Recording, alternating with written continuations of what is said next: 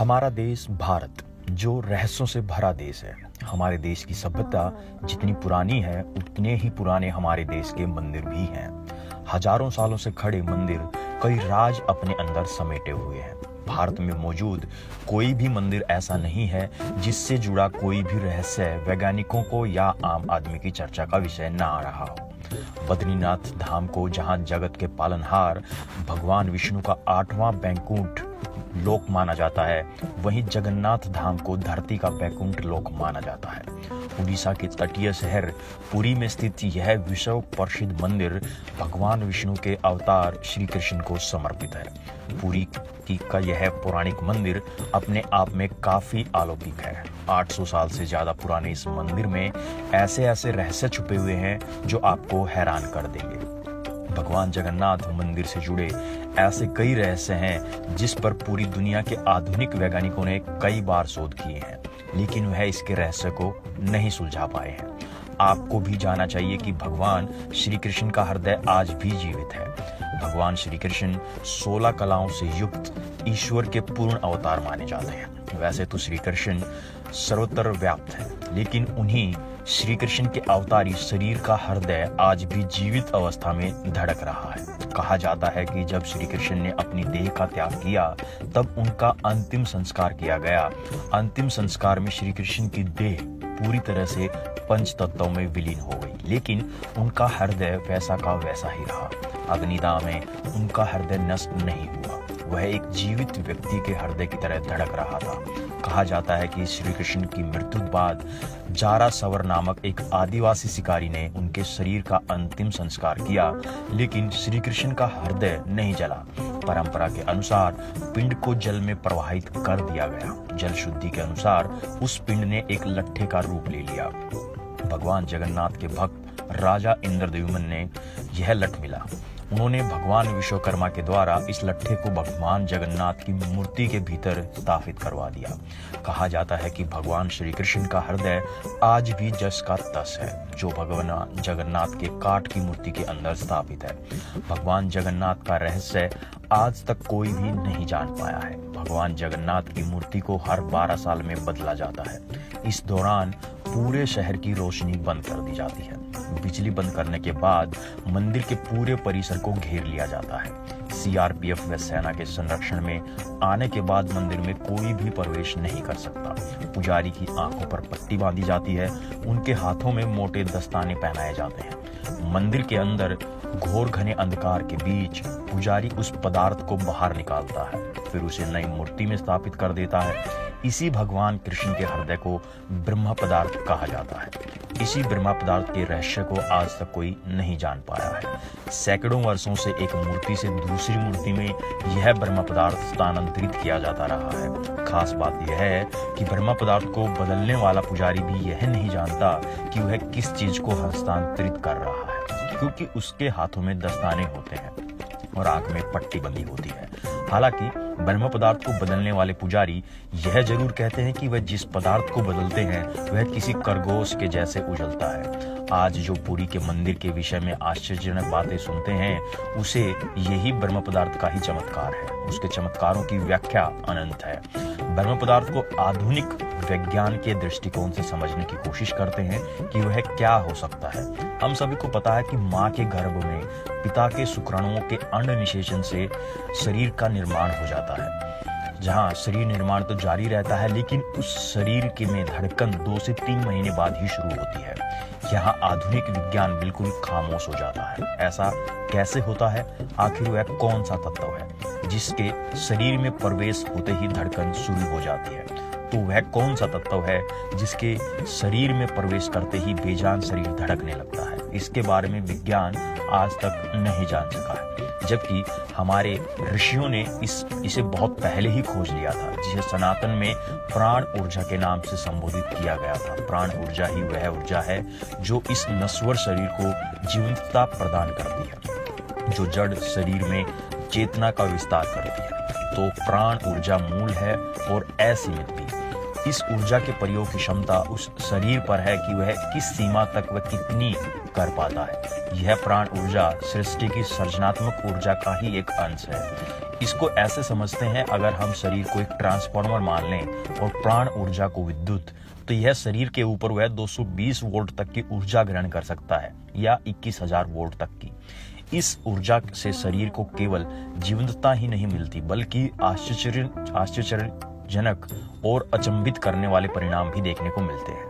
हमारे यहाँ तो योगियों ने इस ऊर्जा को संकलित करके जीवित रहते ही शरीर से बाहर निकल जाने की व्यवस्था को खोजा है, फिर अपनी मर्जी से शरीर में पुनः प्रवेश करके मार्ग तक को भी, जिसे हम सभी परकाया प्रवेश के नाम से जानते हैं। ऐसे ही हिमालय की गुफाओं में तपस्यारत योगियों के बारे में सुना होगा, जिनकी तपस्या के मार्ग में यह शरीर कभी बाधा नहीं रहा है। वह इसी प्राण ऊर्जा व पम चमत्कार से संभव है, या फिर उनके द्वारा किसी को आशीर्वाद या श्राप देने पर तुरंत फलित हो जाने के बारे में। तो जरा सोचिए कि जिस कृष्ण को पूर्ण अवतार माना गया, उनकी ऊर्जा की सीमा क्या रही होगी, उसकी प्रकाष्ठा क्या रही होगी। वही आज रहस्यमयी तरीके से पुरी की मूर्तियों और मंदिरों में हमें किंचित मार्ग दृष्टिगोचर होती है। उड़ीसा के पुरी से में निकलने वाली जगन्नाथ रथ यात्रा 500 सालों से चली आ रही है, परंपरा का एक हिस्सा है। इसके बारे में स्कंद पुराण, नारद पुराण, पद्म पुराण और ब्रह्म पुराण में वर्णन किया गया है। इस यात्रा का मुख्य आकर्षण हजारों लोगों द्वारा पारंपरिक वाद्य यंत्रों के बीच बड़े बड़े रथों को मोटे मोटे रस्सों से खींचना है। इसमें भगवान जगन्नाथ के साथ साथ भाई बलभद्र जी व बहन सुभद्रा जी का रथ होता है। मान्यता है कि इन रथों को खींचने वालों को मोक्ष की प्राप्ति होती है। यह यात्रा 9 दिनों तक चलती है। यह एक ऐसा उत्सव है जिसमें भगवान स्वयं रथ पर घूमते निकलते हैं। इस उत्सव में भगवान रथ पर सवार होकर पूरे नगर का भ्रमण करते हैं। अंत में अपनी मौसी के घर गुड़ीचा मंदिर में पहुंचते हैं। रथ यात्रा के दौरान हर साल एक घटना घटती है, वह इस दिन का बारिश का होना है। इस बात का इतिहास गवाह है कि रथ यात्रा का कोई भी साल ऐसा नहीं गुजरा जब रथ यात्रा के दौरान बारिश ना हुई हो। इस पर कई बार बुद्धिजीवियों में चर्चा हुई। यह कहा गया कि यह मात्र एक संयोग है। संयोग कुछ बार तो हो सकता है, लेकिन सालों से रथ यात्रा के दौरान बारिश का होना कोई संयोग नहीं है। उन पर आस्था रखने वालों लोग मानते हैं कि यह भगवान जगन्नाथ का चमत्कार है। हैरानी की बात यह है कि हिंदू धर्म के देवता का एक मुस्लिम मजार से क्या रिश्ता। कहानी यह है कि भारत में जब मुगलों का शासन हुआ करता था, तब उनकी सेना में सालबेग नामक एक वीर था। सालबेग के पिता मुस्लिम और माँ हिंदू थी। एक युद्ध के दौरान सालबेग के माथे पर गहरी चोट लगी। इस चोट के ठीक न होने की वजह से उसे सेना से निकाल दिया गया। उसकी माँ ने सालबेग को दुखी देखकर उसे भगवान जगन्नाथ के दरबार में जाने के लिए कहा। सालबेग अपनी माँ की बात मानकर भगवान की भक्ति करने लगा। अपने मुस्लिम भक्त की भक्ति से भगवान जगन्नाथ इतना प्रसन्न हुए कि वह उसके सपने में आए और उनके घाव को ठीक कर दिया। सालबेग ने सुबह उठकर जब अपनी चोट को सही पाया तो भगवान का गुणगान करते हुए जगन्नाथ मंदिर पहुंच गए, लेकिन मुस्लिम होने के कारण उसे अंदर नहीं जाने दिया गया। तब सालबेग ने कहा, अगर वह जगन्नाथ जी का सच्चा भक्त है तो वह उसे दर्शन देने खुद उसके पास आएंगे। सालबेग जब तक जीवित था तब तक वह भगवान की भक्ति करता रहा, लेकिन उसे ईश्वर के दर्शन नहीं हो पाए। लेकिन जब उसकी मृत्यु हुई तो उसी वर्ष जगन्नाथ जी की यात्रा के दौरान भगवान का रथ अपने आप ही सालबेग की मजार पर जाकर रुक गया। लोगों ने बहुत कोशिश की, लेकिन रथ 1 इंच भी नहीं हिला। तब किसी ने भगवान के परम भक्त सालबेग के बारे में बताया। इसके बाद वहां मौजूद सभी लोगों ने सालबेग के नाम का जयकारा लगाया। तब जाकर भगवान का रथ आगे बढ़ा। तब से हर वर्ष ऐसा ही होता है। भगवान जगन्नाथ मंदिर के ऊपर लहराता ध्वज बहुत ही रहस्यमयी है। यह ध्वज हमेशा हवा के विपरीत दिशा में ही लहराता है, यानी अगर यहाँ हवा पूर्व से पश्चिम की ओर बह रही है तो यह ध्वज पश्चिम से पूर्व की ओर लहराएगा। ऐसा किस वजह से होता है, यह तो वैज्ञानिकों के लिए भी एक चुनौती है। इसके साथ ही हर रोज ध्वज को बदलने का नियम है। ऐसी मान्यता है कि अगर किसी भी दिन इस ध्वज को नहीं बदला गया तो मंदिर अगले 18 सालों के लिए बंद हो जाएगा। लेकिन यह बात बहुत ही आश्चर्यजनक है कि इस ध्वज के पीछे कि आखिर ऐसा क्यों हो रहा है कि मंदिर के ऊपर स्थापित ध्वज को उल्टा चढ़ाकर बदला जाता है, ताकि ऐसा लगे कि यह सीधी दिशा में लहरा रहा है। यह ध्वज भी इतना भव्य है कि जब तक लहराता है तो इसे सब देखते ही रह जाते हैं। ध्वज पर शिव का चंद्र बना हुआ है। जगन्नाथपुरी मंदिर में 500 रसोइये अपने 300 सहयोगियों के साथ में भगवान जगन्नाथ जी का प्रसाद बनाते हैं। लगभग 20 लाख भक्त यहाँ भोजन कर सकते हैं। कहा जाता है कि मंदिर में प्रसाद चाहे कुछ हजार लोगों के लिए ही क्यों न बनाया गया हो, लेकिन इससे लाखों लोगों का पेट भर सकता है। हर दिन इस रसोई में बना प्रसाद श्रद्धालुओं में बांटा जाता है। सुबह श्रद्धालुओं की संख्या लाखों में पहुंच जाती है, लेकिन इस रसोई से जुड़ी सबसे रोचक बात यह है, न तो यहाँ पर बना भोजन कभी कम पड़ता है और न ही कभी व्यर्थ जाता है। लोगों की माने तो सारा दिन इस रसोई से श्रद्धालुओं को प्रसाद बांटा जाता है। प्रसाद कभी कम नहीं होता, लेकिन जैसे ही मंदिर में प्रवेश बंद करने का समय आता है, वैसे ही प्रसाद खत्म हो जाता है। जहां एक भी अन्न का दाना व्यर्थ नहीं जाता, इस श्रद्धालुओं द्वारा भगवान जगन्नाथ की माया माना जाता है। मंदिर के अंदर पकाने के लिए भोजन की मात्रा पूरे साल भर के लिए रहती है। इसके साथ ही किसी भी चीज की एक भी मात्रा व्यर्थ नहीं जाती। मंदिर की रसोई में प्रसाद पकाने के लिए 7 बर्तन एक दूसरे के ऊपर रखे जाते हैं। सब कुछ लकड़ी के ऊपर ही पकाया जाता है। इस प्रक्रिया का सबसे बड़ा रहस्य यह है कि सबसे ऊपर वाले बर्तन का प्रसाद सबसे पहले बनता है, जबकि नीचे वाले बर्तन का प्रसाद आखिरी में तैयार होता है। आम दिनों में हवा समुद्र से जमीन की ओर आती है, शाम के दौरान इसके विपरीत आती है, लेकिन पुरी में इसका उल्टा होता है। अधिकतर समुद्री तटों पर आमतौर पर हवा समुद्र से जमीन की ओर आती है, लेकिन यहाँ हवा समुद्र से जमीन की ओर जाती है। मंदिर के सिंह द्वार में पहला कदम रखते ही आप समुद्र से उठने वाली किसी भी आवाज को नहीं सुन सकते, लेकिन जैसे ही आप बाहर कदम रखेंगे, आपको समंदर की आवाज साफ सुनाई देगी।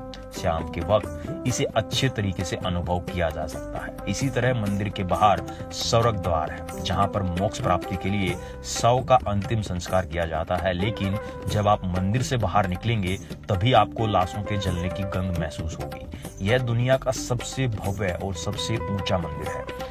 यह मंदिर 4 लाख वर्ग फुट में फैला हुआ है। इसकी ऊंचाई लगभग 214 फुट है। मंदिर के पास खड़े रहकर इसका गुंबद देख पाना असंभव है। इसकी छाया में एक गहरा राज छुपा है। इस गुंबद की छाया दिन के समय किसी भी समय अदृश्य ही रहती है, यानी इसकी छाया कभी दिखाई नहीं देती। हमारे पूर्वज कितने बड़े इंजीनियर रहे होंगे, जो इस मंदिर के उदाहरण से ही समझा जा सकता है कि पुरी के मंदिर का यह भव्य रूप 7वीं सदी में बनाया गया था।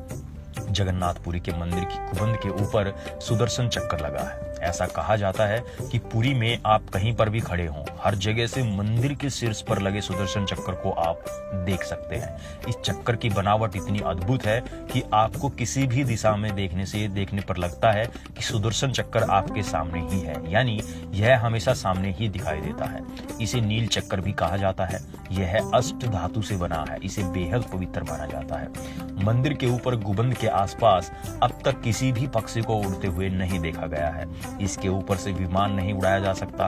अगर मंदिर के शिखर के पास कोई विमान आता भी है तो उसका रास्ता अपने आप ही बदल जाता है। मंदिर के शिखर के पास पक्षी उड़ते हुए नजर नहीं आते हैं, जबकि देखा गया है कि भारत के अधिकतर मंदिरों की गुंबद पर पक्षी बैठ जाते हैं या आसपास उड़ते हुए नजर आते हैं। आशा करता हूं कि ये महान जगन्नाथपुरी मंदिर की जो कहानी है आप लोगों को काफी पसंद आई होगी। और साथ ही साथ में एक और बात मैं आपको बताऊं कि हमारे पूर्वजों ने बहुत ही सोच समझकर ऐसी चीजों का निर्माण किया है, ऐसी भव्य इमारतों का निर्माण किया है जो आज के जमाने के लिए वैज्ञानिकों के लिए भी समझना बहुत ही मुश्किल है। ये कहानी आप लोगों को पसंद आई हो तो चैनल को लाइक करें, सब्सक्राइब करें और साथ ही साथ में बेल आइकन को प्रेस करके ऑल पे जरूर सिलेक्ट करें।